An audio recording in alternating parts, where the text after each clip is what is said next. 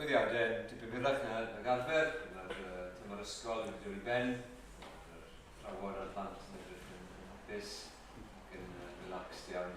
Felly, does dim llawer yn digwydd ystod yr wythnos, ond bydd yn bod gweddi fan hyn fel arfer rhy amser 4:08 yn yr adeilad a hefyd gael dros Zoom. Ac os dwi wedi mynd, bydd emyr nôl y gwyliau dydd Iau a nôl yn arwen i Nos Sul nesaf ddwy waith. Dewch ni gyflwyno yr oedfa i a ni diolch i ti o arglwydd am fe ni wedi clywed yn barod y bore yma.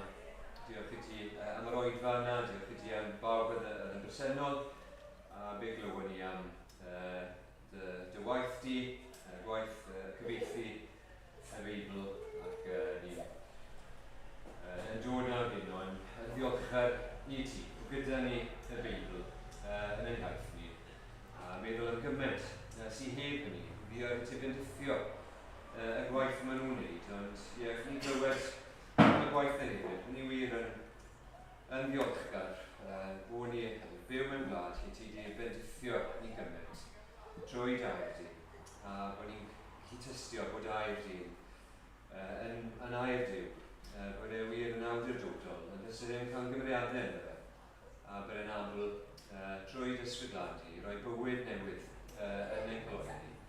A ni dod nawr i ddarllen dair di gyda'n gilydd a clywed yn cael ei sbonio i ni, ni gwyddio. O, byddwn ni yn ei fwyaf o'r fraint sydd gyda ni, byddwn ni wir yn gwrando ac am i fyddhau i ti. Ni yn gwyddio arglwydd bydde beth ni wedi clywed bore yma, treiddio yn ddyfnach i'n colonau ni. Ac y bydden ni eisiau profi tangnefedd yna o fod yn cerdded gyda ti, ond hefyd bod ni ddim yn cuddio i ffwrdd, bod ni yn halen ac yn oleuni yn sefyllfaoedd ti roi ni ynddyn nhw. Ni'n gwyddio nawr arglwydd gwaith dy deyrnas di yn ystod y dydd, mewn capeliau, cynglwysi, ond hefyd mewn sioeau ac mewn pob math o weithgareddau eraill hefyd. Ni'n gwyddio'r ysgwersyllioedd sy'n digwydd yn y Bala, mewn llefydd eraill a hefyd dros y bechgyn sy'n ar wersyll yn y gorllewin. Ni'n gwyddio ar ein ti i iachub ac ar ei cymdeithas nhw gyda'i gilydd. Bod yn beth melys iawn, bod yn mwynhau cwmni i gilydd, ond mwynhau dysgu o dair di a clywed am dy gariad mawr di tuag atyn ni. Gwyddio nawr o ti, bydd dyffialed farwen ni ac bydd y cyfan sy'n digwydd yma wrth dy fod di a mewn bod ni'n dod yn enw ac yn heigiau Iesu Grist. Yn arglwydd a'n gwreiddiol. Amen. Diolch Dewi. Nos o dda i chi gyd, mae'n braf cael bod gyda chi. Oedd e'n neis gweld cynifer ohonoch chi neithiwr ta beth, ond mae'n neis gweld chi fel eglwys heno. Ar beth sy'n rhaid dweud, does dim byd diwynyddol na ysgrythorol am hwn, ond un o hoff dydd Sul dwi yn y flwyddyn. Dydd Sul cynta, y gwyliau haf.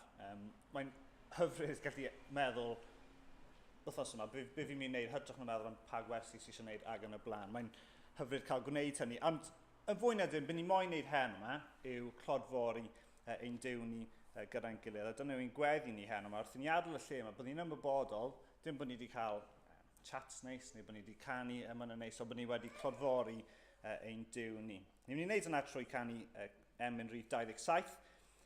Duw Abram, molwch ef, yr holl alluog dduw, yr hen ddihenydd brenin nef, Duw cariad yw, i'r ior anfeidrol fod, boed mawl y nef a'r llawr, ymgrymu wnaf a rhof y clod i'r enw mawr. Nawr ni sefyll i ganu rhif 27 yn y llyfr yma.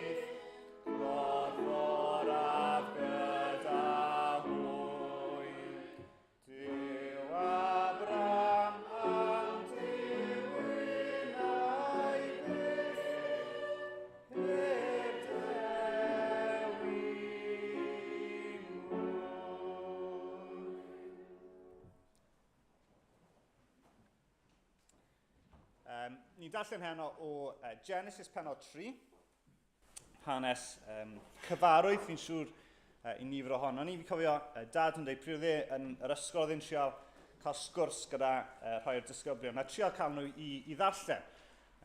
A oedd y plant yn gofyn iddo fe, wel, be chi'n darllen, syr? A wedodd e, wel, fi'n trial darllen y Beibl bob dydd. Bob dydd fi'n trial darllen ychydig bach. A mateb un o'r plant oedd, a chi dal heb gorffen e. A mae'n neud sens nawr, fel arfer, ni'n darllen llyfr, a ni'n rhoi yn ôl ar y silff, ond ni'n dod at hanes hen yma, lle ni wedi darllen e troion o weithio ar blaen, ond ni'n credu yn y geiriau yma, mae yna dragwydd o werth. Mae'n rhywbeth ni'n gallu mynd nôl a nôl ato fe, a dysgu mwy o ddiwrtho fe. Ni'n dod at Genesis penod 3. Yr oedd y sarf yn fwy cyfrwys na'r holl fwystfilod gwyllt a wnaed gan yr arglwydd Dduw. A dwedodd wrth y wraig, a yw Duw yn wir wedi dweud, ni chewch fwyta o'r un o goed yr ardd. Dwedodd y wraig wrth y sarf, can fwyta o ffrwyth coed yr ardd, ond am y ffrwyth y goeden sydd yng nghanol yr ardd, dwedodd Duw, peidiwch a bwyta ohona, na chyffwrdd ag ef, rhag i chwi farw.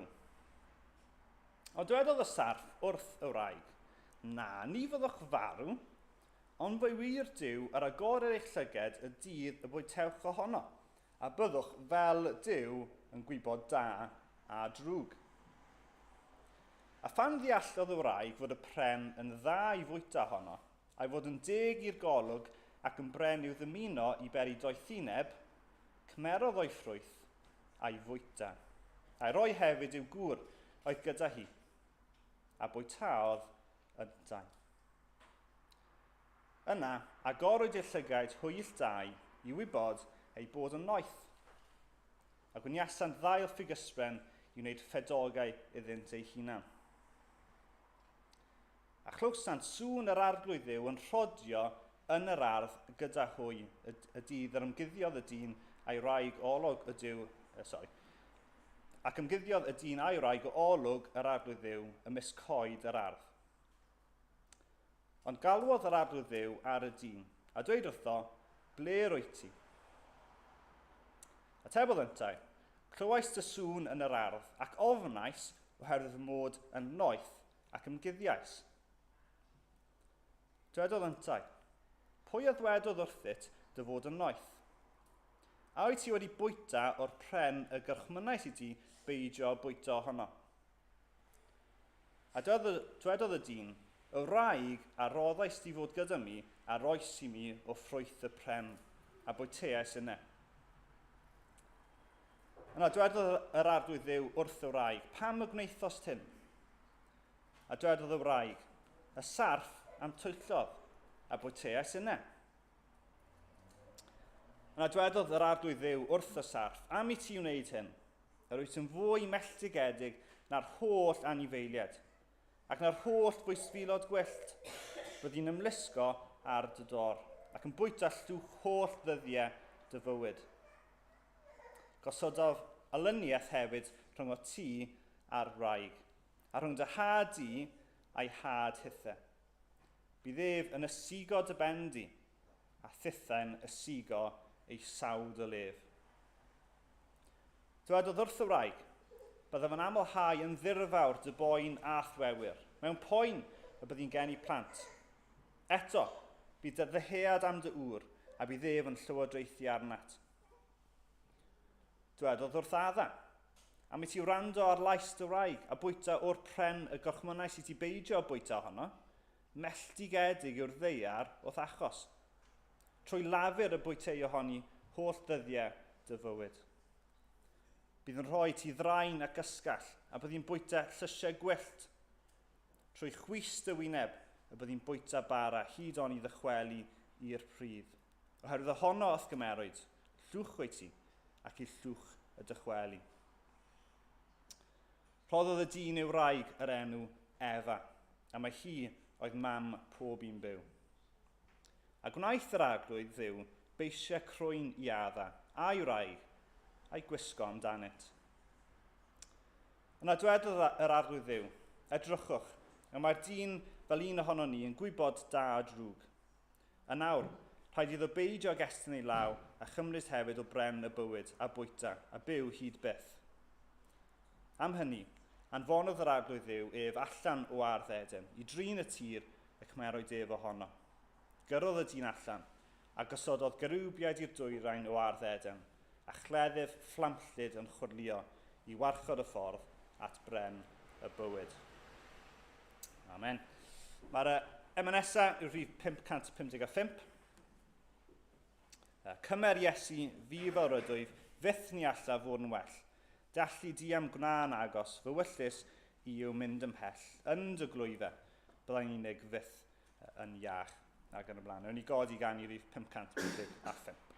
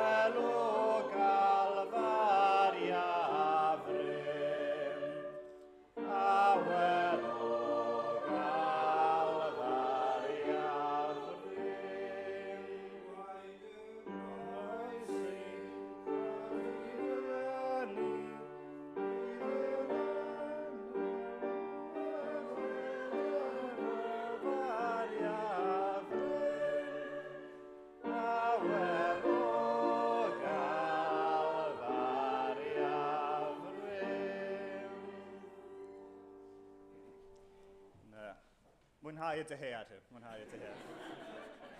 Y calon yna. Na i ddarllen i ti gan y ti moyn gan ei gyd. Gwaed y groes sy'n codi i fyny, yr eiddiol yn goncwerwr mawr. Gwaed y groes sydd yn darostwng cewri cedyn fyrdd i lawr. Gad i'n deimlo awel o galfaria frym. Nawn ni wyddio gyda'n gilydd.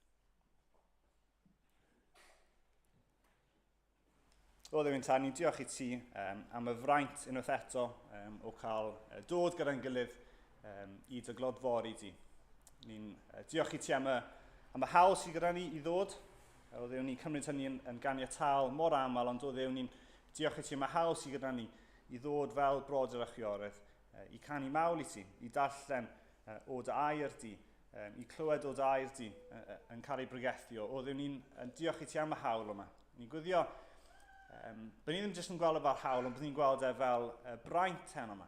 Falle bod ni wedi dod gyda calonnau o... falle bod ni ddim bo'n bod yma, falle bod ni'n teimlo'n flynedig, falle bod ni wedi dod yma jyst achos dyma beth ni'n neud. Ond byddwn ni'n gwyddio heno yma, byddwn ni'n ymwybodol dy fod ti wedi ymwneud gyda ni. Byddwn ni'n ymwybodol o'r ffaith bod ni heb clywed geiriau dynion, bod ni heb jyst canu cyneuon mae pobl wedi ysgrifennu, ond hydrach bod ni'n canu clod i ti, bod ni'n clywed o dy air di. Ac felly o ddewn ni'n ymwybodol, os ni am i hynny ddigwydd, bod rhaid i ti bresynolid ei hun gyda ni. Bod rhaid i'r ysbryd agor colonnau, bod rhaid i'r ysbryd esbonio y gair, ac felly o ddew anfon dy ysbryd. Ni'n gwyddio bydd pob un yn medru gadael yr oedfa yma yn gallu tystio dy fod ti wedi ymwneud gyda nhw. Oedden ni'n gwyddio am rai sydd ddim yma, am amryw o resymau, gwyddio am rai falle sydd jyst yn hynod o flynedig, falle rai yn sal. Oedden ni'n gwyddio bod ti'n yn agos at nhw ar y foment. Ni'n gwyddio yn enwedig am antiberol, ni'n gwyddio bod ti'n yn agos at hi am Goselwyn, a bod ti yn rhoi gwellhad bian i antiberol.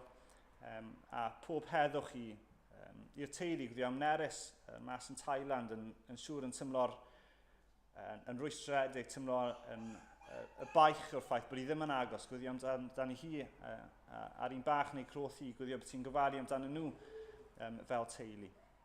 Ni'n gwyddio am rai o'r bechgyn sydd ar wersyll Heath wythnos yma.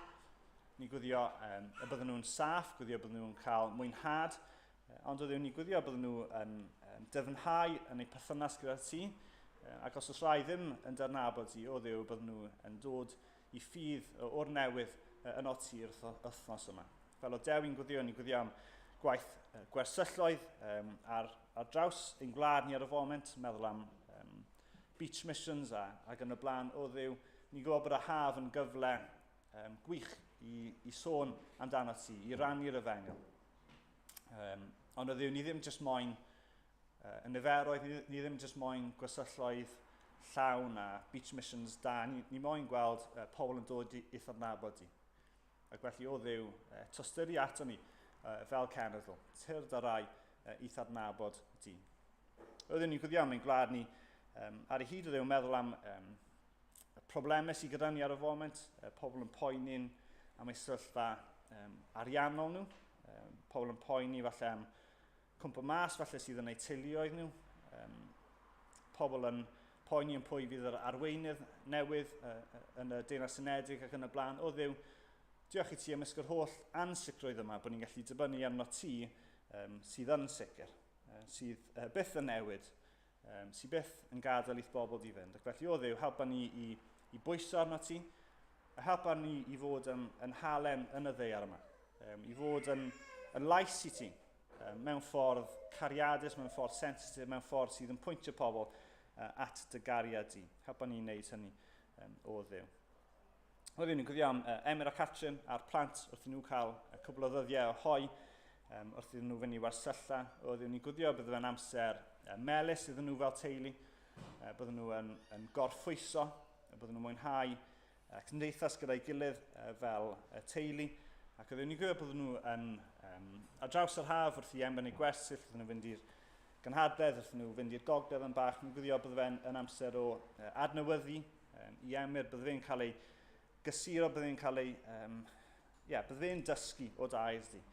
Ac oedd e wrth i ddod nôl yn mis Medi, ni'n gwybod bydde ti yn llwyddo ei Prygethwr. Dim er mwyn clod i Emyr, dim er mwyn clod i y teulu, dim er mwyn clod i'r eglwys yma. Ond oedd e fel bydde ti'n ei ddefnyddio fe i ddwy'n clod i ti dy hunan. Oedd e dyna yw'n gweddi ni. Bydde ti yn dwy'n pobl i thadnabod di. Oedd e ni'n cyflwyno'r oedfa yma i ti eto heno. Oedd e bydd di yn bopeth yn yr oedfa. Helpa ni i roi ffwrdd unrhyw beth sy'n ar ei meddwl ni, unrhyw beth sy'n poeni ni am wythnos yma, unrhyw beth falle ni jyst yn ffindo'n hun yn meddwl amdano dro ar ôl tro yn lle gwrando arno ti. Oedd e helpa ni i roi peth yna o'r golwg. Oedd ti'n bwrw'r diafol i ffwrdd o'r meddyliau ni, i'n cadw meddyliau ni ar y dair si. Oedd e ymnag neu ni'n gofyn yn heilion Iesu Grist. Amen. Yr emyn nesaf, rhif 240. O gariad anfeidrol ei faint, bod llwch mor anheilwng yn cael y fath fraint. Cael heddwch, cydwybod a'i chlirio trwy'r gwaed a chorff y farwolaeth sydd pechod dan draed. Nw'n ni sefyll i gan i rif 240.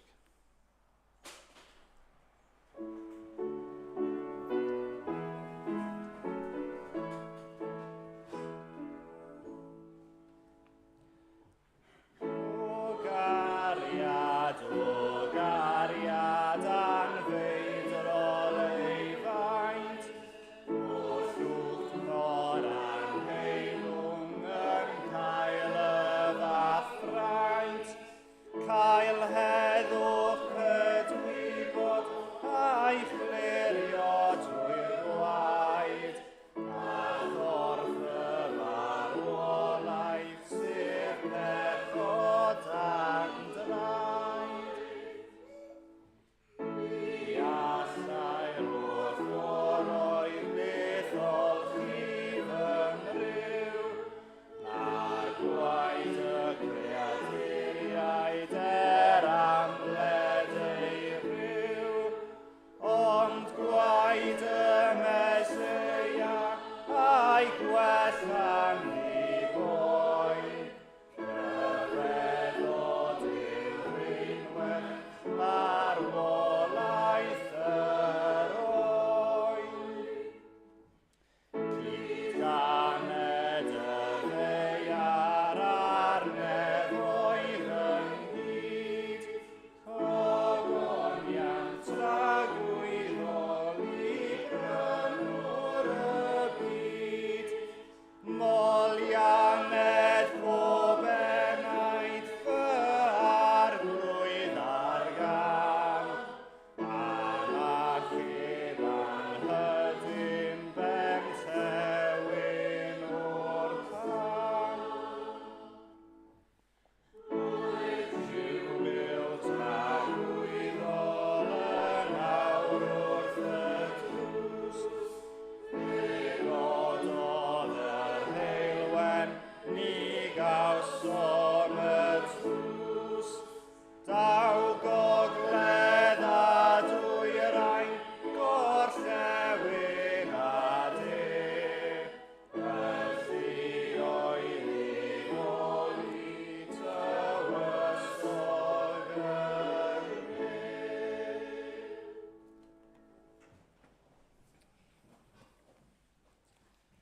Os newch chi agor eich Beiblau i Genesis penod 3, bydde yn helpu ni wrth ni astudio y gair. Nawr, nes i penderfynu edrych ar Genesis 3, a fi'n siŵr pryd nes i gyhoeddi beth oedd y darlleniad, fi'n siŵr rhai ni'n meddwl, really? Os really rhaid ni edrych ar hwn heno yma? Pam ddim edrych ar rhywbeth haws? Mae'n DCL cyntaf ar gwyliau haf, come on. Pam Genesis 3? Mae'n Lydia ar foment wrth ei bodd yn edrych ar ffilm newydd Disney Encanto. A mae wrth ei fod gyda'r golygfeydd lle mae yna lliw, lle mae yna gan, lle mae yna dathlu. A mae yna golygfeydd lle mae yna dyn o'r enw Bruno, mae bach fwy tywyll, bach fwy serious, dim lot o gerddoriaeth yn ymlaen. A dwi ddim moyn mae moyn fast forward o'r bits, a mae moyn mynd i'r bits lle mae yna can, lle mae yna lliw, lle mae yna dathlu. A falle dyma sy'n ni weithiau yn teimlo. Falle bod ni'n teimlo, ni'n gwybod bod e'n bwysig. Ni'n gwybod bod Genesis 3 yn bwysig, ond os really rhaid i ni wneud efo hen yma. Os rhywbeth arall ni'n gallu wneud. Wel, fi'n credu bod wneud Genesis 3 yn bwysig. A fi'n credu bod ni'n gallu cael gwerth mawr ohono fe. Pam? Wel, achos fi'n credu, os mae'n golwg ni o bechod yn fach, os ni ddim wir yn deall pa mor wael yw pechod, wedyn mae'n diolchgarwch ni o pwy yw ein gwaredwr ni ddim yn fawr iawn. Chi'n gwybod beth fi'n meddwl? Os ni ddim wir yn sylweddoli pa mor wael yw pechod, ni ddim yn gwybod beth ni'n cael ein achub iddo. So wrth i ni gynyddu yn ein dealltwriaeth o bechod, wrth i ni sylweddoli pa mor ofnadwy yw pechod gobeithio, wrth edrych ar hanes y cwmp, yn gweddi yw y byddwn ni'n cynyddu yn ein diolchgarwch, y byddwn ni'n cael ein gorfodi i ddiolch fwy am yr arglwydd Iesu Grist ac am ein efengyl ni. Y peth cyntaf fi'n moyn edrych arno yw effaith pechod. Effaith pechod. Nawr mae hanes Genesis 1 i 3 yn cael ei ddisgrifio fel rhyw fath o snapshot o hanes y Beibl fel petai. Just yn y 3 penod yma, ni'n cael y greadigaeth, ni'n cael cwymp a pechod, a wedyn ni'n cael cynllun iachawdwriaeth. Mae'n fel rhyw fath o snapshot i ni o beth mae holl hanes y Beibl o amgylch. A lan at Genesis 3, ni'n gweld nifer o bethau da yn digwydd.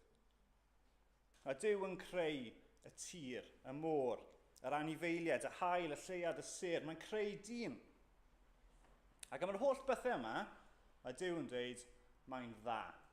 Fi wrth y modd yn y pethau yma. Peth cyntaf ni clywed am sydd ddim yn dda yw'r ffaith bod adda ar ben ei hun. Ac felly mae Duw yn gwneud rhywbeth, mae'n creu Efa, ac mae'n dweud, ie, mae hwn yn dda. Mae'n dda bod adda gyda Efa. A mi roedd popeth yn dda, mi roedd popeth yn berffaith. Mi roedden nhw yn yr ardd yma, gyda Crist, pob peth yn hollol berffaith. Tan yr hanes ni'n clywed amdano heno, tan Genesis 3. Mae'r sarf yn dod, Satan, diafol, ac yn twyllo Efa. Mae Efa yn cymryd o'r afal, neu'r ffrwyth, ac mae hi yn pechu. Mae pechod yn dod mewn i'r byd. Ar weithiau, ni fel bethau'n cuddio tu ôl y ffaith bod adeg Efa wedi pechu. A ni'n dweud, wel, pa mor wael oedd y sarf? A fi'n cytuno, oedd y sarf wedi twyllo. Oedd y sarf yn gyfrwys. Ond ni'n methu dweud, taw, just y sarf sydd ar y fai fan hyn, a bod adeg Efa o drian nhw gafon nhw twyllo. Nath adeg Efa bechu fan hyn. Nath nhw caniatáu ei hun i cael ei twyllo. Achos beth maen nhw'n wneud yn y weithred yma, o gwrando ar y sarf, yw dweud, mwy na lai, mae Duw yn dal rhywbeth yn ôl oddi wrthyn ni. Mae Duw actually yn gas i ni. Beth maen nhw'n dweud yw, ni moyn bod fel Duw. Ni actually yn meddwl bod ni yn gydral gyda Duw. Ni moyn bod fel Duw. Ac felly maen nhw yn pechu i oedd y diafol yn ymosod arnyn nhw. A mae'r diafol yn ofnadwy ydy. Ond mae rhaid i ni gyfaddef, mae rhaid i adeg Efa cymryd cyfrifoldeb taw eu pechod nhw ath greu hyn. Ac o'r foment yna ymlaen, yr eiliad mae dyn, dynoliaeth yn pechu, mae popeth yn newid. A fi moyn cymryd bach o amser heno, i feddwl am sut nath popeth newid yn sgil y foment yna. Doedd mynd trwy nhw'n eitha cyflym, a mae yna pethau sydd wedi taro fi wythnos yma, falle bod yna pethau sy'n taro chi yn sgil y cwymp dyna sydd wedi effeithio fi. Meddyliwch amdano wythnos yma, os chi moyn. Jyst rai pethau sydd wedi taro fi yw'r rhain. Yn gyntaf te, poen corfforol. Chi beth ti'n meddwl am y tro cyntaf, ar ôl y cwymp, ar ôl y pwynt i nhw pechu, bydda adeg Efa wedi timlo poen corfforol. Falle bod nhw'n cerdded ar hyd yr ardd, maen nhw'n sefyll ar rhywbeth siarp. A maen nhw'n timlo fe. Maen nhw'n timlo poen am y tro cyntaf. Falle maen nhw'n cael splinter yn y bus yn meddwl, aw, maen nhw'n brifo, fi ddim yn hoffi hyn. Y bosib hwyrach mlaen yn ei bwydau. Maen nhw'n cael anaf cas. A falle maen nhw'n meddwl, fi'n cysau hyn. A ni'r un modd heddiw, ni yn dioddau gyda poen corfforol. Profi anafiadau, falle pethau bach, falle bod rhaid chi cael anafiadau mawr. Na chi'n timlo rhwystredigaeth y peth. Chi'n timlo, fi'n cysau yr anaf yma. A mae'n iawn i chi teimlo'n drist yma. Mae'n iawn i chi gysau y ffaith bod chi'n brifo. Pam achos dim dyma oedd y cynllun. Dim y cynllun oedd bod ni fod i cael poen corfforol. Effaith pechod yw. Bydd Mari yn dystu ffaith, os fi'n cael anaf, os fi'n troi ymhigon ni, bydd fi mas am 2-3 mis o wneud addysg corfforol. Fi'n miserable. Fi'n person trist i fod gyda. Achos fi'n cysau ffaith bod fi'n methu wneud rhywbeth. A mae'n iawn i fi tymlo fod yna, achos dim dyma oedd y cynllun. Ni ddim fod i profi poen corfforol, effaith pechod yw. Beth arall? O bydd addag ef am y tro cyntaf wedi profi salwch. Falle mae tro cyntaf yn cael anwyd. Tro cyntaf cael pen tost, bol tost. Falle yn hwyrach mlaen yn ei bod yn cael salwch mwy dwys. Falle yn cael salwch meddwl. Doedd y pethau yma ddim yn bodoli cyn y foment wrth nhw bechu. Ond o'r foment yna ymlaen, mae yna salwch. A byddwn nhw wedi profi'r pethau yma am y tro cyntaf. A ni yn yr un modd, dyddi yma, yn profi salwch. Pethau bach, ond pethau fwy serious. A falle yn y foment yna, bod ni'n meddwl, fi'n casau y cwmp, fi'n casau pechod. Fi'n casau y ffaith bod ni'n gallu dioddau gyda salwch.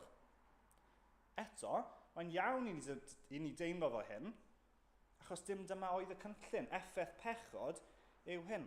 Falle pryd ni'n gweld mewn rhywun arall, mae wir yn bwrw ni. Pryd ni'n gweld rhywun ni'n caru'n dioddau efo salwch, mae rili yn bwrw ni boes bach, fi'n casau salwch, fi'n casau pechod, fi'n casau y cwmp. Beth arall? Wel, o'r foment yna ymlaen, mae tywydd yn newid. O'r foment yna ymlaen, mae tywydd yn medru creu difrod. Stormydd, corwyntoedd, daear yn grynfeidd. Mae'n effeithio yr anifeiliaid. Mae'r anifeiliaid nawr yn gallu cael salwch. Mae'r anifeiliaid nawr yn brwydro yn erbyn y tir, jyst i oroesi. Mae'r ddeiar nawr wedi melltithio. Mae chwyn yn ffynnu am y tro cyntaf. Chi garddwyr, falle bod chi'n gallu uniaethu gyda hyn fwy na fi, ond y poen o hyn, pa mor frustrating yw e. O'r foment yna ymlaen, doedd gweithio'r tir ddim yn rhoi'r un mwynhad i adda. A falle gwaith yn gyffredinol, doedd ddim yn rhoi'r un mwynhad i ni. Oedd na ymdrech iddo fe. Oedd na rhwystredigaethau, oedd na chwys, oedd pethau mynd yn anghywir. A ni'n yr un modd. Dylen ni fod yn mwynhau elfennau yn gwaith. Mi'n siŵr bod ni gyd yn cael dyddiau yn y gwaith, lle ni'n tymlo, gwaith yw hwn, mae'n galed, mae'n anodd. Falle bod rai chi yn casau eich swydd chi. A chi'n llwyr ymwybodol o'r ffaith, mae gwaith yn galed, achos y cwmp, achos pechod. Dim dyna oedd y cynllun. Genedigaeth. Y cario plant nawr wedi effeithio o'r foment yna. Yr effeithiau bosib o colli plentyn yn y groth, achos y cwmp. Y weithred o roi genedigaeth yn y weithred ei hun, y poen hynny fel petai yn atgoffa ni wrth i bob un person dod i'r byd yma, bod nhw'n dod mewn i byd o boen, o byd o bechod, o hynny mlaen. Ni dioddef o henaint. Y corff yn dechrau gwanhau, y cymalau yn dechrau brifo. Y rhwystredigaeth o methu wneud cymaint o chi arfer wneud. Dechrau anghofio, manylion, dechrau anghofio enwau. Eto, mae'n iawn i gysau y pethau yna. Mae'n iawn i ni dymlo y rhwystredigaeth. Achos dim dyma oedd y cynllun. Effaith pechod yw. O'r foment hyn mlaen, dyw perthynas addag Efa byth yr un peth. Mi oedden nhw mewn perthynas hyfryd, o'r un meddwl, un corff, hollol gytun. Yn mwynhau yr ardd gyda'i gilydd. Edrychwch ar y gwahaniaeth rhwng pennod 2 a nod 23. Dywedodd y dyn, dyma hi, yn cael ei cyflwyno i Efa, dyma hi, asgwrn o'm hesgyn, a chnawd o'm chnawd, gelwyr hi yn wraig, a mae o ŵr y cymerwyd hi. Wedyn pennod 3, adnod 12. A dwedodd y dyn, y wraig a roddais di fod gyda mi. Hi aroes i mi o ffrwyth y pren a bwyteus yna. Mae fel petai yn newid, o'r pennod 2, mae wrth ei fodd yn Efa. Pennod 3, mae fel petai'n cyhyddo Dyw, achos hi, yr un ystir oedd fi, hi sydd wedi gwneud fi wneud hwn, mae'n newid. Achos pechod. Mae'n effeithio ar dynamics y berthynas yn llwy. O'r pwynt yna ymlaen, byddwn nhw wedi cwmpa mas, bydd yna tensiynau. Mae Efa nawr yn deheu lywodraethu dros Adda. Mae Adda'n teimlo y baich o hynny. O'r foment yna, mae'r yr berthynas wedi newid. A mae'n perthnasau ni hen yma wedi effeithio eto achos y cwmp. Ie, ni'n priodasu ni. Ond ar hyd y gymdeithas, os chi'n edrych ar y newyddion am 5 munud, chi'n gweld y ffaith bod perthnasau ni wedi torri rhwng dynoliaeth. Pobl yn bradychu i gilydd, pobl yn cysau i gilydd, pobl yn tynnu'n gilydd i lawr, mae yna rhyfeloedd yn digwydd. Pobl yn dwyn, mae yna camdrin plant yn digwydd, mae yna camdrin rhywiol, mae yna lofruddiaethau. Mae gyd achos y cwmp. Mae'r perthynas ni fel dynoliaeth ar chwal achos pechod. A'r peth olaf mae'n edrych arno, peth fwyaf trist, yw bod perthynas Duw a dyn yn awr wedi newid. Cyn y cwmp, oedd Ad a Efa yn cerdded gyda Duw. Nawr, mae'n dealltwriaeth ni o'r Beibl yn neud i ni fel taw rhyw ffurf o Grist oedd gyda nhw'n yr ardd. O'n nhw'n troedio gyda Crist. O'n nhw'n cerdded gyda Crist yn yr ardd. Dychmygwch hynna. Yn yr ardd fendigedig yma. Gyda Crist. Gallu holi cwestiynau Crist. Ynglyn â'r ardd, ynglyn â bioleg. Dod i nabod Duw yn well trwy siarad gyda Crist. O'n ni wrthos yma, wrthos diwetha gyda 60-70 o blant, di llun di mawrth a di mercher mynd â nhw am wac o amgylch Parc Margam a Parc Cempfig. Oedd y golygfeydd yn hyfryd. Ond yn y gres di llun a di mawrth yn enwedig, doedd y 50-60 o blant ddim yn fendigedig. Sir, faint mwy ni gofod mynd, dim dŵr fi, sir, pam ni'n neud hwn, this is boring, syffla na. Tro'r, holl ffordd. Ond nhw ddim yn gwmpeini hyfryd i'w cael gyda fi ar y wac. Ond oedd Ad a Efa fan hyn yn troedio, yn cerdded gyda Crist yn yr ardd fendigedig hon. Ond mae'r newid, o'r foment maen nhw'n pechu, mor fawr. Be maen nhw'n neud nawr? Maen nhw'n cuddio yn y coed. Maen nhw'n ofn Duw. Maen nhw'n trio gwisgo'i hunan. Pam? Wel, achos maen nhw'n teimlo gwath. Maen nhw'n teimlo cywilydd. O fynd at Dduw. O troedio gyda Duw. I cuddio mewn gwarth a ofn. Oedd y berthynas wedi'i ddifetha. A dyma yw hanes y ddynoliaeth ers y pwynt hynny. Ni'n rhedeg i ffwrdd wrth Dduw. Ni fel bethau'n cuddio wrth Dduw. Ond dim dyna yw y cynllun gwreiddiol.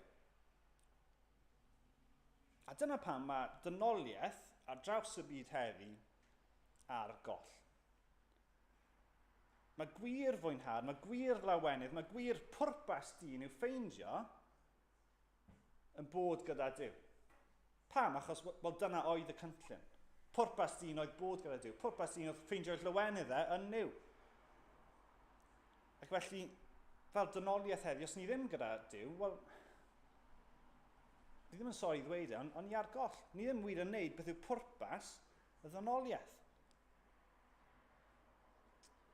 A be mae'r holl effeithiau fe wedi sôn am hyd yn hyn yn arwain at, yw marwolaeth heb Dduw. Doedd dim marwolaeth cyn y cwmp, ond nawr mae yna farwolaeth. A mae yna farwolaeth heb Dduw. Sef mynd i ddistryw, mynd i fod rywle lle nad oes na Dduw. Dyna sydd wedi digwydd achos pechod. Dyw Duw methu fel petai derbyn i'r nefoedd jyst achos mae'n teimlo fel bod e'n moyn wneud. Na, mae natur ni fel y ddynoliaeth yn naturiol nawr yw bod ni ar wahân wrth Dduw achos beth sy'n digwydd fan hyn yn Genesis 3.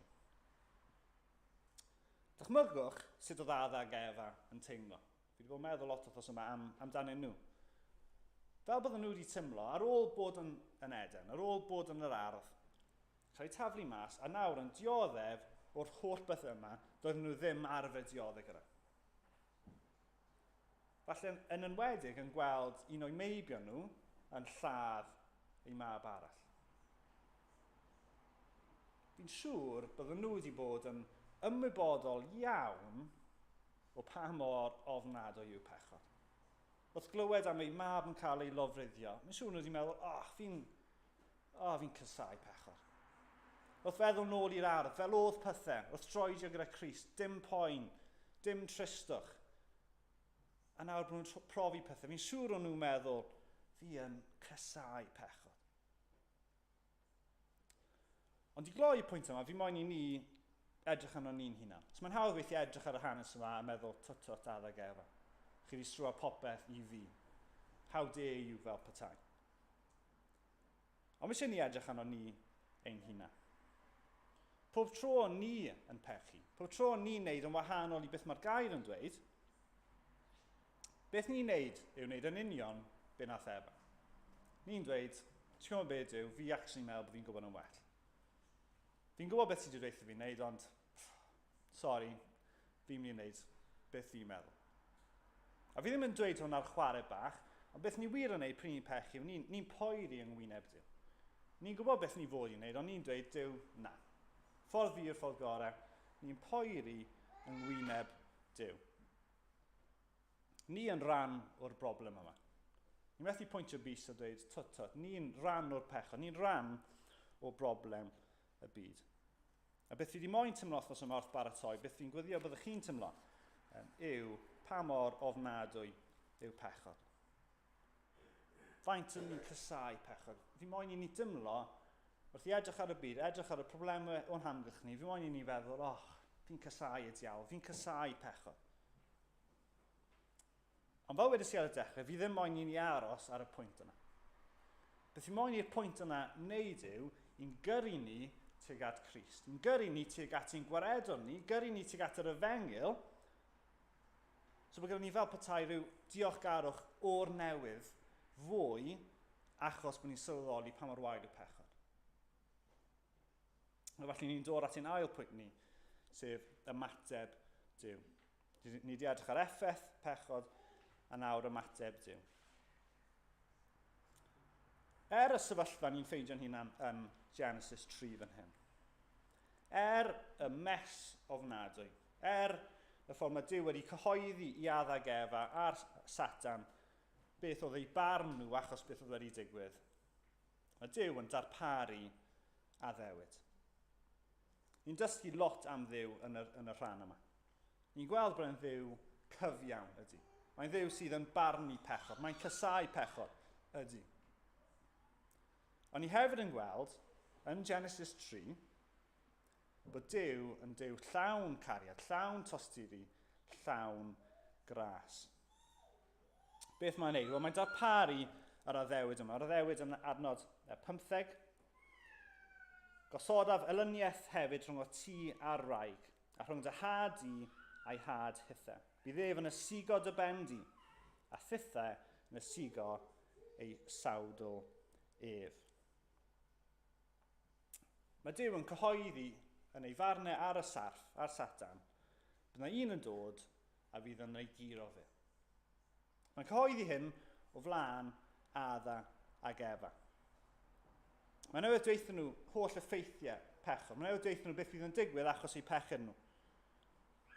Ond yn yr un olygfa lle mae newydd dweud yr holl bethau ofnadwy yma, dwi ddim jyst yn gadael nhw lle maen nhw dweud, dyna beth sy'n digwydd, dyma o'r barn offa chi.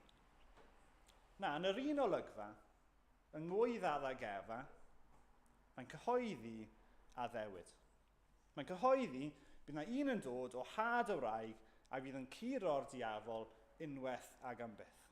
Mae'n cyhoeddi o flaen addag Efa, ei pechod nhw, beth maen nhw newydd wneud, mae'n cyhoeddi wrthyn nhw yn y ffordd nôl i'r ddynoliaeth. Mae yna ddewid. Hefyd, yn yr un olygfa, cyn iddo fe anfon nhw mas o'r ardd, fi wrth y modd gyda hynny. Cyn iddo nhw, mae ddim fel bethau'n taflu nhw mas. Cyn iddo anfon nhw mas o'r ardd, mae'n edrych arno nhw yn ei dillad nhw wedi trio wneud iddyn nhw ei hunan, mas o'r dail ffigysben.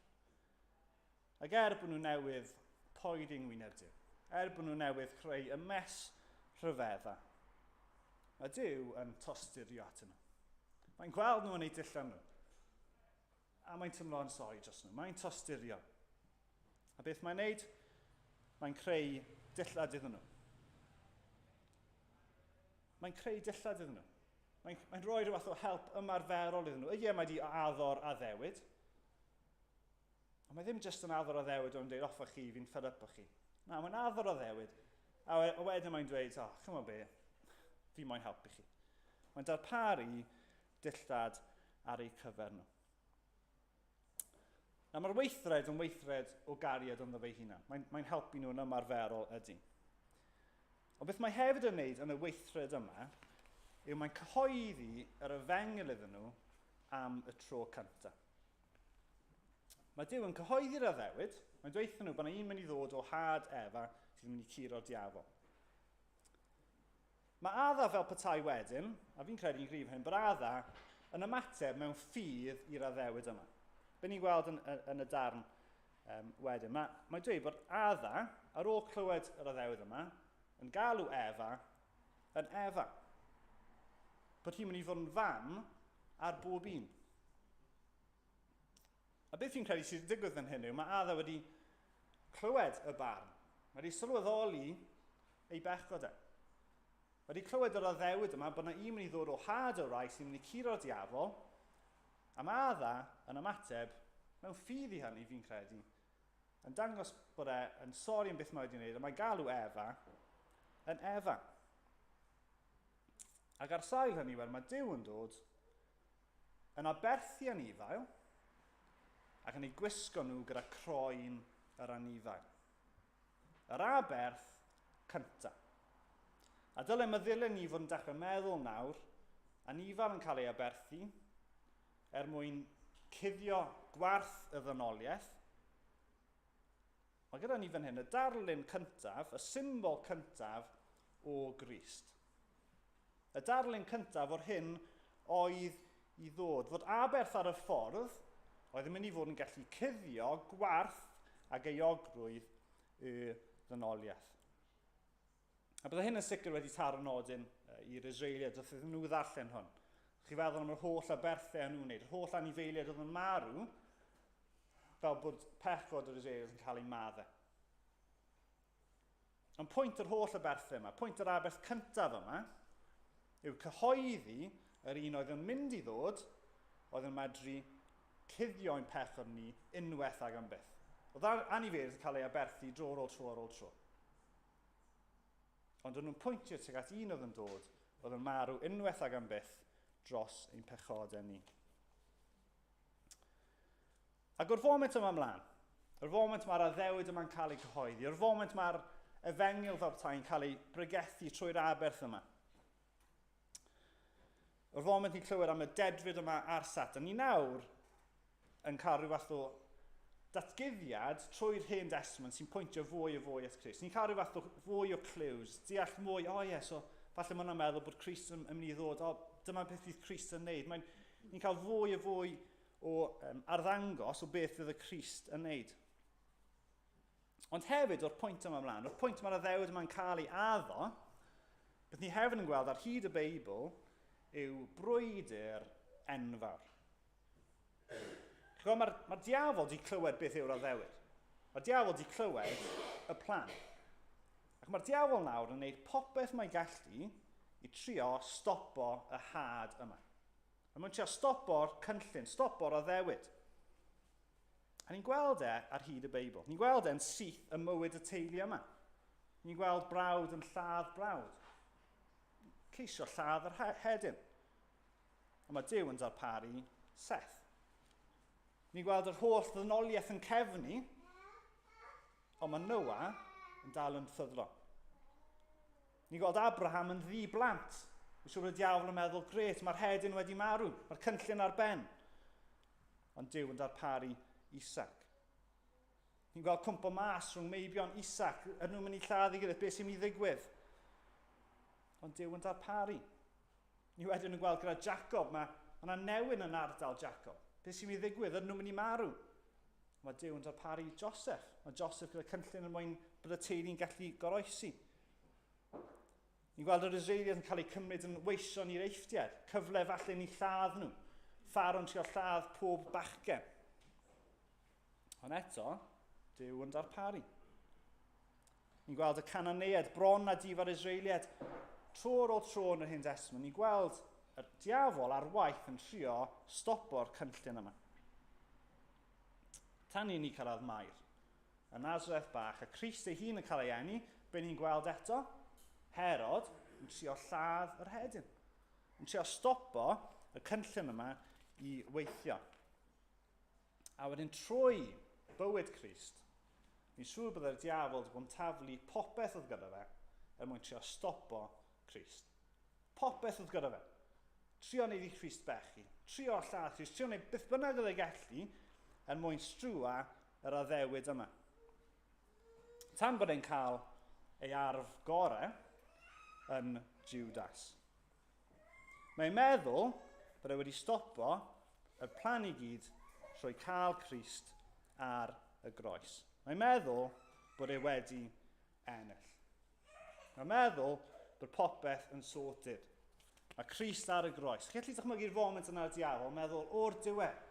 Mae'r cynllun, mae'r addewid, mae popeth ar ben.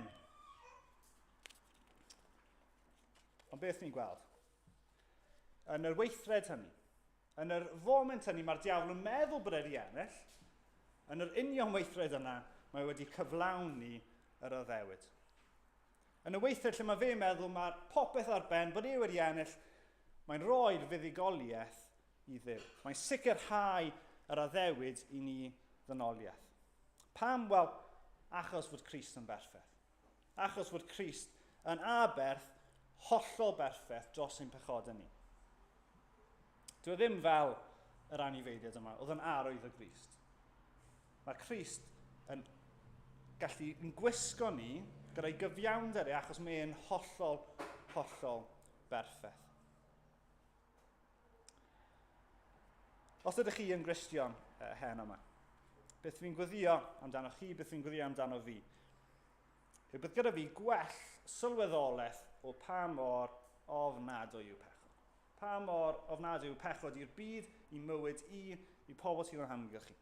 Fi moyn cysau pechod yn fwy, a fi moyn i chi gysau gyda fi. Fi moyn tristau fwy pryd fi'n pechu. Fi moyn sylweddoli pryd fi'n pechu, mae'r diafol wrth ei fodd, a mae Duw yn tristau.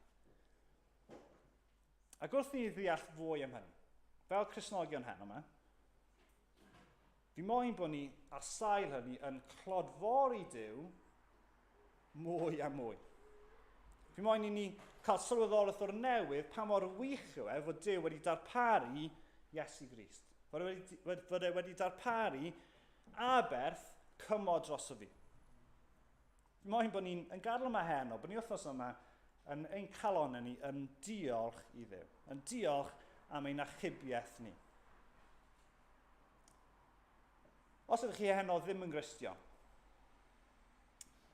fi'n dweud hyn mewn ffordd cariadus, fi'n gweddio byddwch chi'n teimlo gwarth eich pechod chi. Fi yn gweddio ni, byddwch chi'n teimlo gwarth eich pechod chi. A beth fi'n gweddio yw byddwch chi ddim yn gwneud beth nath addag Efa. Byddwch chi ddim yn cuddio oddi wrth Dduw. Byddwch chi gweld eich gwarth, byddwch chi weld eich pechod. Beth fi'n moyn dweud chi heno mae Duw yn dweud, dewch ata fi.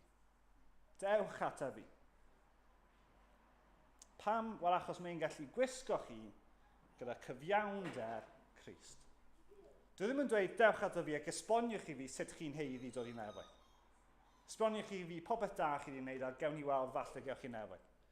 Ond dweud dewch ato fi, peidiwch sôn dim amdano chi chi, achos mae'n ddim byd ni wedi wneud. Mae'n ddim byd fi wedi wneud na unrhyw Cristion arall yn heno. Ni'n dod fel Cristnogion a ni'n dweud mae achos Crist. Mae achos bod fi wedi cael fy ngwisgo gyda cyfiawnder Crist. Dyna yw'n weddi heno. Cristnogion, diolchwch o'r newydd. Os nad ydych chi'n Gristion, gai ofyn i chi ystyried. Ystyried lle ydych chi gyda Duw. A'n gweddi ni yw bydd mwy yn dod i deyrnas Duw mwyn clod yw enw e. Amen. Nawn ni weddio gyda'n gydydd. O ddim yn ta, diolch i ti am dair di, diolch i ti am y hanes yma, yr hanes drist, diolch i ti dy fod ti'n tosturio, diolch i ti fod ti'n rhoi'r addewid hyd yn oed syth ar ôl cyhoeddi barn, hyd yn oed syth ar ôl i gaddau efo bechu, bod na ddewyd yn cael ei roi, dy fod ti'n tostyrio, fod na gras, fod na gariad ar gael i addau gefa. O Dduw, diolch i ti fod yr un peth amdano ni heno. Bod na gariad, bod na gras, bod na tosturi yn dod oddi wrth ti. O Dduw, helpa ni i droi at ti. Hyn oed os ni'n Gristion, ni'n teimlo falle bod ni'n cael wythnos ofnadwy. O Dduw, helpa ni i droi at ti. Ddim i cuddio. Helpa ni sylweddoli bod ti'n dduw sydd wrth dy fodd yn derbyn pechaduriad, nid ar ein sail ni, ond ar sail yr arwydd Iesu Grist. A ni'n diolch i ti amdano fe. Amen. Dim ond un opsiwn oedd gyda ni gan i heno mewn gwirionedd. Yn Eden, cofiaf hynny byth, bendithion gollais, y rif y gwlith, yr holl bethau gwael yma ni wedi colli. Syrthiodd fy nghoron wyw. Ond buddigoliaeth Calfari, enillodd hon yn ôl i mi. Mi ganaf trafwydd byw. Ffydd dacwr fan a dacwr pren, yr hoeliwyd arno tywysog nen, yn wirion yn fy lle. Y ddraig a sigwyd gan yr un, cans clwyfwyd dau, ie, nath Crist cael ei frifo, ond concwerodd un, a Iesu oedd e fe. Nawn ni godi gan i rif 2:16.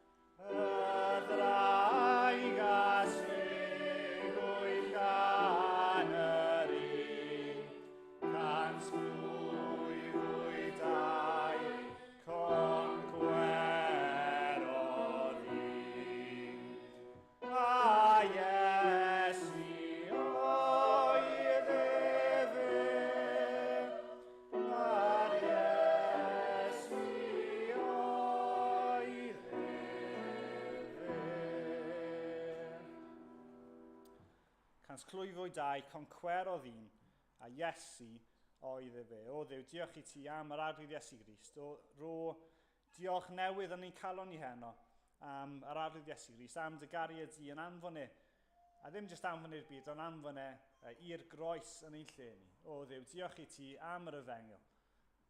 Helpa ni i fod yn bobl fwy diolchgar, i fod yn bobl sy'n arddangos yr efengil yn ein bywyd ni. Yr wythnos yma, Dduw, helpa ni wneud hynny, boed yn y gwaith, boed gyda'n teulu, gyda'n ffrindiau ni. O Dduw, llwydda gwaith dy efengil di ar clod i ti dy hunan. Yn heidiant Iesu Grist. Amen.